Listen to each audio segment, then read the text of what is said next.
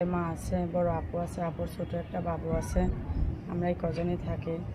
আমি সেলাই মেশিনের কাম করি মানুষের বাসায়। অনেক কষ্ট করে প্রতিবেদনে আসা। আমার এই প্রতিবেদনটা যদি কেউ দেখেন ভাইয়েরা, তাহলে আমার ফোন দিবেন, আমার সাথে কথা দেখেন, আমার সাথে কথাবার্তা বলে দেখেন আমি কেমন। আমি সেলাই করেন, আমরা অসুস্থ, তার জন্য আমার প্রতিবেদনে আসা। আমি চাই ভালো একটা জীবন সঙ্গিনী, সে বয়স্ক হোক আর জোয়ান হোক, আমার তাতে কোনো সমস্যা নেই। আমি শুধু একটা ভালো একটা মন চাই।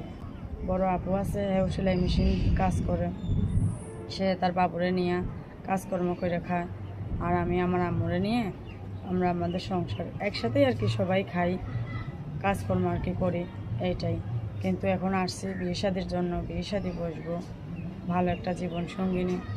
যদি কেউ আমার পাশে থাকেন, আমার দায়িত্ব নেন, তাইলে আমিও তার পাশে থাকবো, দায়িত্ব নেব, এইটাই। সে আমার দায়িত্ব নেবে, আমি তার দায়িত্ব নেব। কারণ ভাই একা জীবন আর কত, এর জন্যই মনে করেন প্রতিবেদনে আমার আশা। কেউ খারাপ কমেন্ট করবেন না। যদি আমার এই প্রতিবেদনটা দেখেন, আমার নাম্বার দেওয়া থাকবে, আমার সাথে কথা বলতে পারবেন। কেউ খারাপ কমেন্ট করবেন না। যার ভালো লাগবে সে আমার সাথে কথা বলেন, আর যার খারাপ লাগবে সে কথা বলেন না।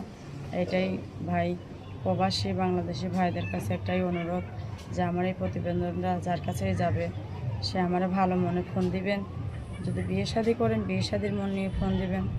আর যদি মনে চায় যে না, একটা মেশিন কিনে দেবো, হেল্প সহযোগিতা করব, তাও করতে পারবেন, আমার সমস্যা নেই। ভাইদের আর কিছু বলবো না। আমার ফোন নাম্বার দেওয়া থাকবে, যদি আমার ফোন নাম্বার পান তাহলে আমার ফোন করেন।